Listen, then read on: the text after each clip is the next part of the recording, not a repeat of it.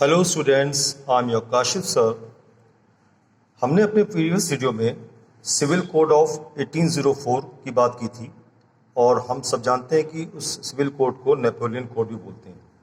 Napoleon code क्यों बोलते हैं? क्योंकि नेपोलियन जो था बेसिकली फ्रांस के ऊपर अपना एक आप कह सकते हो एक सरकार अपनी बना ली थी, एक गवर्नमेंट अपनी बनाई थी और बाद में मैंने आपको ये भी बताया था कि बेसिकली फिर वो गवर्नमेंट धीरे धीरे होते हुए एक डिक्टेटरशिप रूल में आ गई थी। तो उस सिविल कोड में उन्होंने बहुत से अच्छे पॉजिटिव पॉइंट्स भी दिए थे, जिसमें कि उन्होंने बेसिकली इक्वालिटी को इस्टेब्लिश किया था, प्रॉपर्टी राइट टू प्रॉपर्टी दिया था, फ्यूडल सिस्टम को ख़त्म कर दिया था, पीजेंट्स को फ्री किया था, गिल्ड रिस्ट्रिक्शंस को रिमूव किया था, ट्रांसपोर्ट कम्युनिकेशन को अच्छा किया था, स्टैंडर्ड वेट्स और मेजर्स को लेकर के आए थे। तो बहुत से पॉजिटिव पॉइंट्स थे।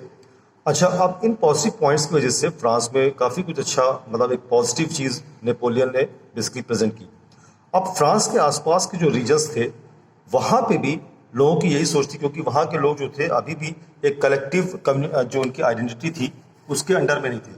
वो एक कलेक्टिव आइडेंटिटी चाहते थे और वो चाह रहे थे कि जैसे नेपोलियन ने फ्रांस में एक बेसिकली कलेक्टिव आइडेंटिटी दी है और फ्रांस के लोग अब एक अलग अलग किंगडमशिप में ना होकर के एक फ्रेंच लोग हैं और एक अलग कंट्री जैसे फ्रांस एक बन चुकी है। इसी चाहते थे कि नेपोलियन जो है हमारे यहाँ भी आए, मतलब नेपोलियन आर्मीज हमारे यहाँ आए और कहीं ना कहीं हमारे जो ऊपर जो दूसरे जो बेसिक किंगडमशिप है या दूसरे लोग जो मौजूद हैं, जो छोटे छोटे बेसिकली किंगडम्स में जो रीजन्स बटे हुए हैं, वो पहले बेसिकली एक कलेक्टिव या एक नेशन के रूप में वो जगह बने। तो फ्रांस के अलावा भी दूसरी कंट्रीज़ के लोगों ने भी नेपोलियन का बहुत ज़्यादा वेलकम करना शुरू किया। तो इसी बेसिकली लिंक में क्या हुआ कि फ्रांस से मिला हुआ एक और एरिया है और आज प्रेजेंट में हम उसको बेल्जियम बोलते हैं। ठीक है, प्रेजेंट में उसको हम बेल्जियम नाम से जानते हैं। बेल्जियम इज़ अ कंट्री, ठीक है, is a neighbour state of France. तो अब बेल्जियम के लोगों ने या बेल्जियम के बाद हंगरी और इसी तरह से और दूसरी जो बेसिकली यूरोपियन कंट्रीज़ हैं, वहाँ के लोगों ने फ्रेंच आर्मीज़ का बहुत ज़्यादा वेलकम किया और वो ये चाहते थे कि जो नेपोलियन ने अच्छे काम, जो पॉजिटिव चीज़ें फ्रांस में की हैं, वो हमारे यहाँ भी आके करें। तो अब कहीं ना कहीं फ्रेंच आर्मीज जो कि हर्बिंजर्स ऑफ लिबर्टी थी, हर्बिंजर्स ऑफ लिबर्टी मतलब कि आज़ादी को लेकर के आने वाली थी। आज़ादी किससे? कि उनके ऊपर जो छोटे छोटे जो किंगडमशिप थी वो आज़ादी खत्म, मतलब वो चीज़ें ख़त्म हो और उनकी कंट्री जो है एक पूरा एक नेशन कहलाए। ठीक है, तो हर्बिंजर्स ऑफ लिबर्टी मतलब कि आज़ादी को लेकर आने वाले। तो फ्रेंच आर्मी को दूसरी कंट्रीज़ के जो लोग थे या दूसरे पार्ट्स के जो लोग थे वो उनको क्या समझ रहे थे कि ये हर्बिंजर्स ऑफ लिबर्टी हैं, मतलब आज़ादी लेकर के आएंगे। लेकिन ये जो इंतज़ियाज़्म था, ये जो बेसिकली उनके अंदर जो जोश था कि हमारे घर आएंगे, उन्होंने बहुत वेलकम किया फ्रेंच आर्मीज़ का, नेपोलियन का बहुत वेलकम किया, लेकिन उनका ये जोश जो था धीरे धीरे ख़त्म हो गया और वो हॉस्टिलिटी में चेंज हो गया। हॉस्टिलिटी मतलब विद्रोह, अपोज करना। ठीक है, वो विद्रोह और अपोज में क्यों चेंज हो गया, उसकी वजह भी वही पॉइंट्स रहे जो फ्रेंच में थे। और आप जानते हो फ्रेंच में उन्होंने क्या करा था कि नेगेटिव पॉइंट्स वो लेकर के आए थे। कुछ नेगेटिव पॉइंट्स, पॉजिटिव तो आए थे लेकिन नेगेटिव पॉइंट भी हुए। तो जब नेपोलियन की आर्मी जब बेल्जियम में या दूसरी कंट्रीज़ में एंटर किया तो कहीं ना कहीं नेपोलियन का जब बेसिकली वहाँ पे रूल आया तो नेपोलियन ने वहाँ पे वही टैक्सेशन बढ़ाना शुरू किया। क्यों? क्योंकि मानी बात है नेपोलियन को अपनी टेरिटरीज़ को इंक्रीज़ करना था, आर्मी को बढ़ाना था, तो कहीं ना कहीं उसको पैसे ज़रूरत होती थी और जब पैसे ज़रूरत होती थी वो टैक्स को इंक्रीज़ कर देता था। दूसरा वही सेंसरशिप उसने करा। सेंसरशिप में उसने कि मतलब कि कोई उसके खिलाफ बोल नहीं सकता है। फ्रीडम ऑफ स्पीच को उसने ख़त्म करना शुरू किया, फ्रीडम ऑफ लिबर्टी को ख़त्म करना शुरू किया। अब इसी तरह से न्यूज़पेपर में क्या छपेगा क्या नहीं छपेगा ये उसने बताना शुरू किया। आर्टिकल्स कौन से पब्लिश होंगे, कौन से पब्लिकेशंस नहीं होंगे। तो मतलब कोई भी बात नेपोलियन के अगेंस्ट में नहीं हो सकती थी। ये दूसरी कंट्रीज़ में भी उसने लागू किया। फिर वही अब उसकी अपनी आर्मी को एक्सपैंड करना था। तो अब मान लीजिए पहले उसने फ्रेंच के लोगों को अपने अंदर अपनी आर्मी भर्ती करना शुरू किया ज़बरदस्ती से। इसी तरह से बेल्जियम गया तो बेल्जियम के लोगों को उसने आर्मी में लेना शुरू किया, चाहे वो आर्मी में आना चाहे ना आना चाहे, लेकिन उसने ज़बरदस्ती अपने उन लोगों को आर्मी में लेना स्टार्ट किया। तो इस तरह से ये कुछ निगेटिव पॉइंट्स थे जिसकी वजह से वहाँ के लोगों को जो था लगा कि ये तो मतलब हमारे साथ अच्छा नहीं हो रहा है और उन्होंने कहीं ना कहीं हॉस्टिलिटी या विद्रोह करना शुरू कर दिया। अच्छा, एक चीज़ और यहाँ पे देखिए, जैसे मैंने लिखा हुआ है कि administrative arrangement does not go hand in hand with political freedom. अब वहाँ के लोगों को एक चीज़ और एहसास हुआ, भाई सिंपल सी बात है, मान लीजिए मैं इंडियन हूँ और मैं इंडिया में एक डिक्टेटर हूँ, तो अब मैं अपनी अगर मान लीजिए टेरिटरीज़ को एक्सपैंड कर रहा हूँ तो मैं इंडिया से पाकिस्तान को अपने अंडर में लूँगा, अफगानिस्तान को अंडर में लूँगा, नेपाल को अंडर में लूँगा, श्रीलंका को अंडर में लूँगा, बहुत सी कंट्रीज़ को अपने अंडर में लेते चले जाएंगे। लेकिन हमारे जो सेंटिमेंट्स हैं एज एन इंडियन, वो इंडियन रहेंगे। मतलब मेरा जो पहला प्यार है वो मेरी अपनी कंट्री इंडिया के लिए रहेगा, है ना। भले हमने पाकिस्तान को जीत लिया, भले हमने अफगानिस्तान को जीत लिया, भले हमने दूसरी कंट्रीज़ को जीत लिया, लेकिन हमारा जो इमोशंस है, हमारे जो सेंटिमेंट्स हैं, वो मेरी अपनी मदरलैंड के ही लिए रहेंगे, मतलब कि हमारी इंडिया के लिए। तो ऐसे ही बेसिकली कहीं ना कहीं नेपोलियन के साथ भी हुआ।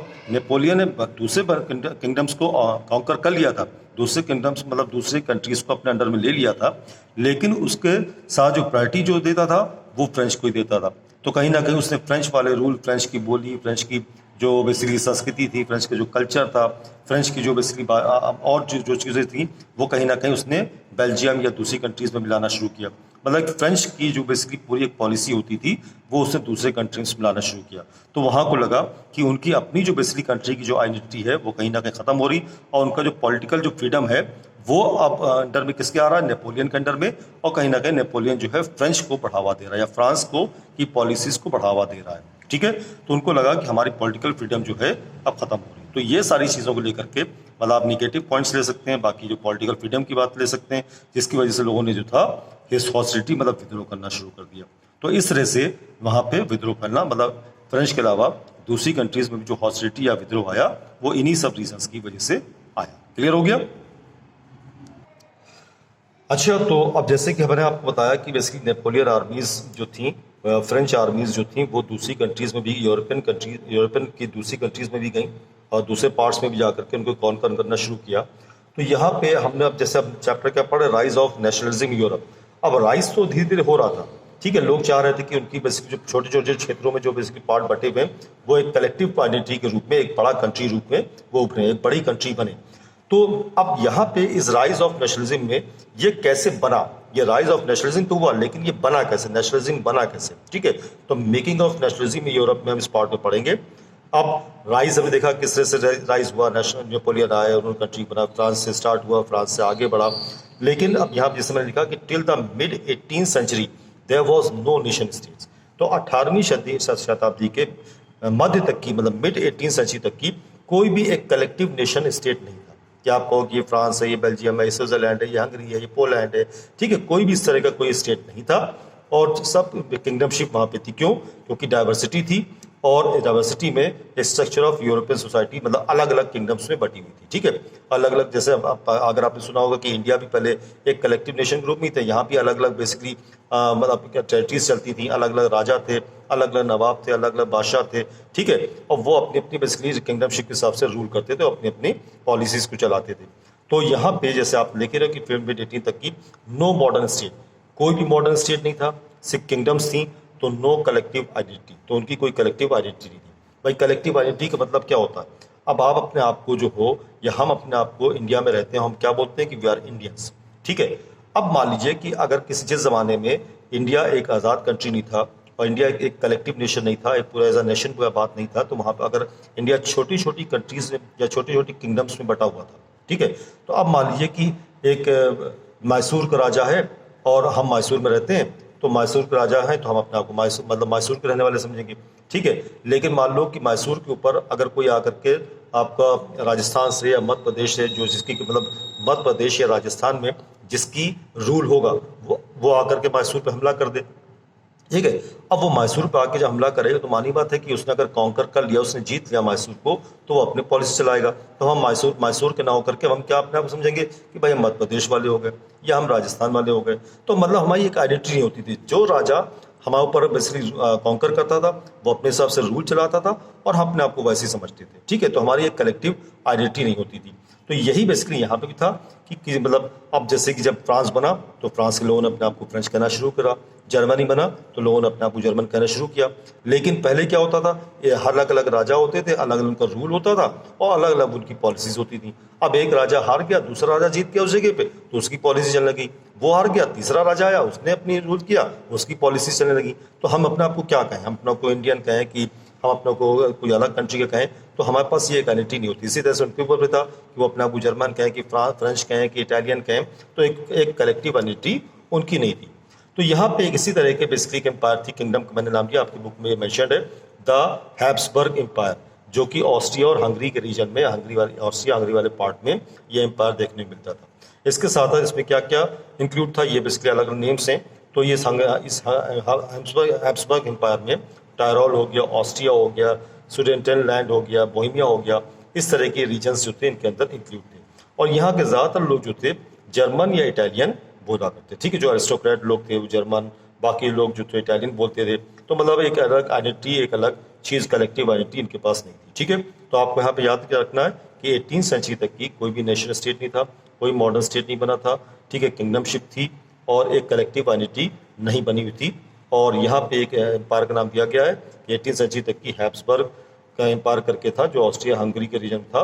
इसमें टायरोल, ऑस्ट्रिया, स्विट्जरलैंड और बोहेमिया, ये अलग अलग पार्ट्स के नाम है यूरोप के, तो ये उसके अंदर उनके अंडर में थे।